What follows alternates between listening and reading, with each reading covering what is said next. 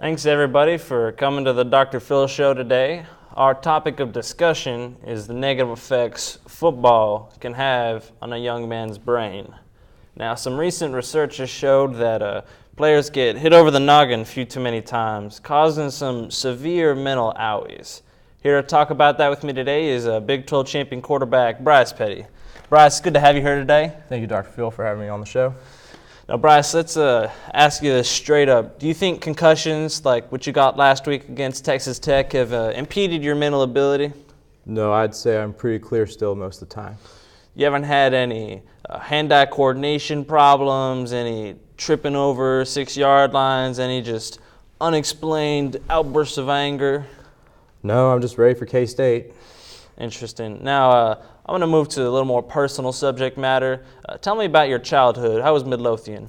Growing up in Midlothian was really good. I love playing football there, growing up there.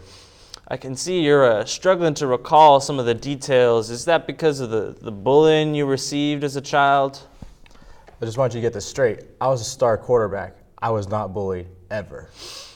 All right. You don't have to get defensive here. This is a safe place to talk about your emotional problems. Now, Bryce, is there any women in your life? Is there a Miss Sweaty for Petty? Any girl who's ready for K-State is a Miss Sweaty for Petty. Interesting. It seems that you're obsessed with this K-State stuff. Tell me about that. Did you feel your father just would only love you if you could beat K-State? My father loves me all the time, especially when I beat K-State. Bryce, let me tell you something. Do you know who loves you? God, Art Briles, my father when I beat K-State. Bryce, that is incorrect. I love you. Dr. Phil loves you. I won't give up on you. All right, son?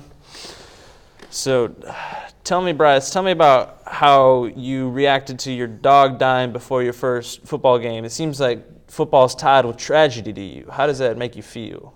Rocco was my #1 fan, and I know he'd want me to do my best against K-State. That's interesting, Bryce. Now, let's see. Do you think that this emotional problems have affected your performance on the field? Absolutely not. Well, it seems like there's still some stuff that you're not wanting to share with me. You might have to come and talk to me more often, but looks like that's all the time we have today, folks. Thanks, everybody, for coming, hearing about how emotional problems can affect the young man, and good luck against Kansas State, Bryce. Thank you, Dr. Phil.